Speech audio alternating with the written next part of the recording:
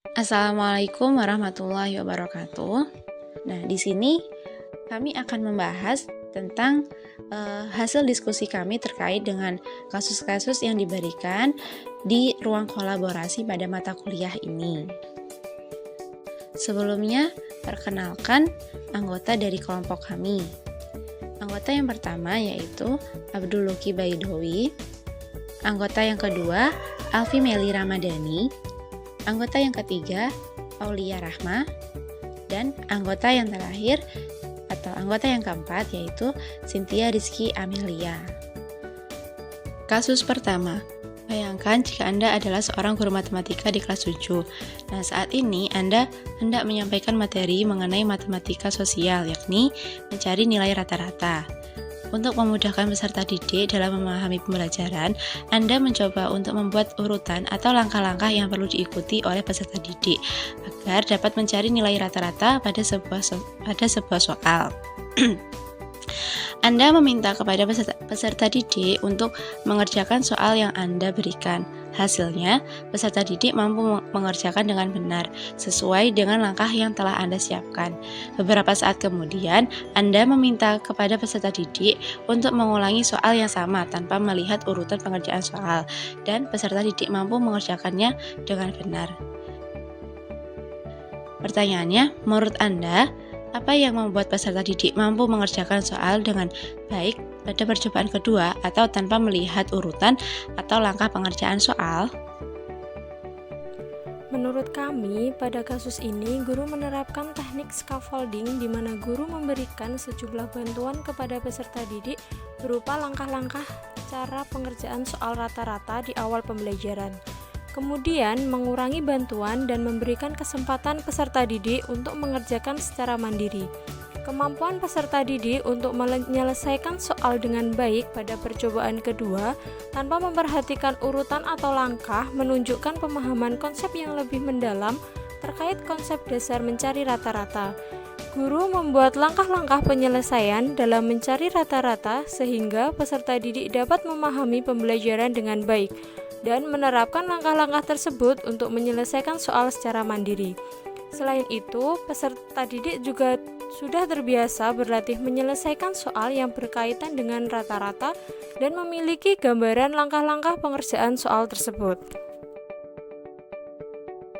Pertanyaan selanjutnya, sebagai seorang calon guru, dalam kegiatan belajar yang seperti apa metode di atas dapat diterapkan? Elaborasi jawaban Anda dengan menyertakan teori yang berkaitan. Baik, pada kasus di atas, metode pembelajaran dapat diterapkan dalam kegiatan pembelajaran yaitu penugasan atau latihan yang dapat melatih kemandirian peserta didik. Hal ini menunjukkan bahwa belajar bukan hanya sekedar menerima secara pasif informasi yang disampaikan oleh guru, tetapi sistem kognitif siswa juga berperan dalam membangun pemahamannya secara mandiri dari stimulus yang sudah diberikan oleh guru.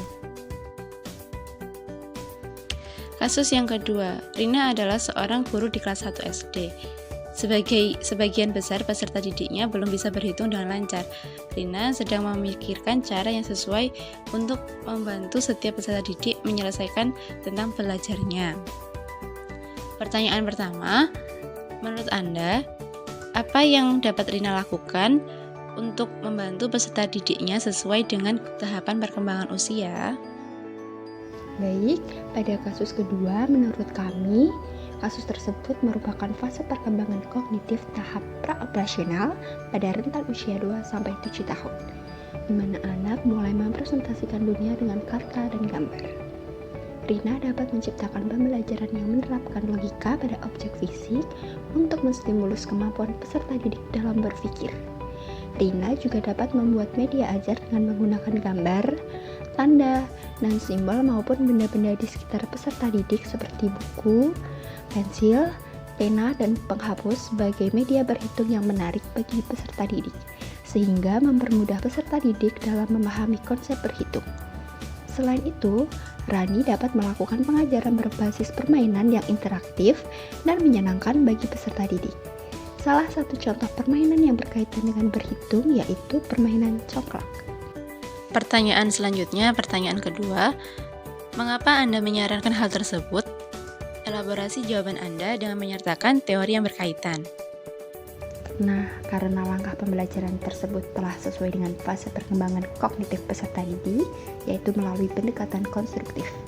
Pendekatan ini memungkinkan peserta didik belajar dengan baik jika ia aktif dan mencari solusi secara mandiri.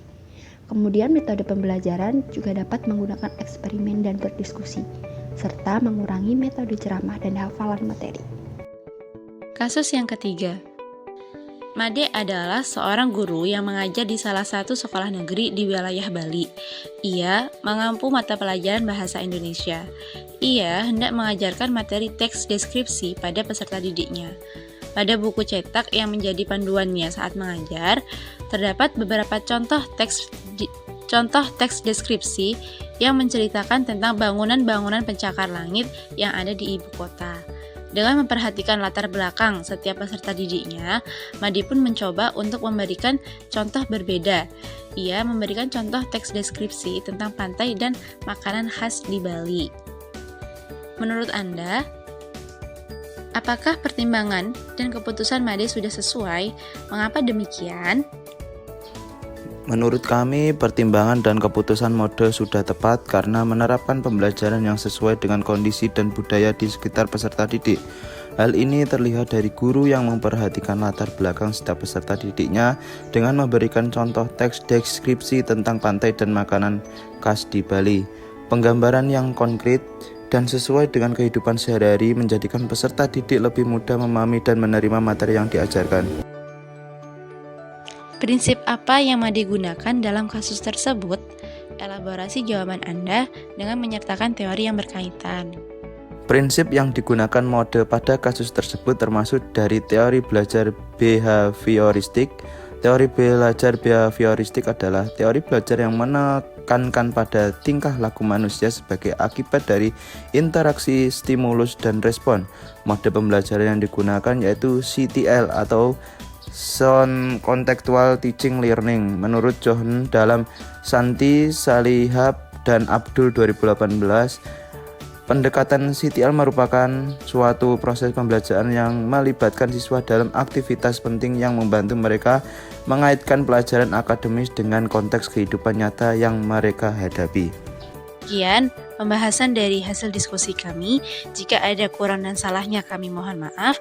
Terima kasih. Wassalamualaikum warahmatullahi wabarakatuh.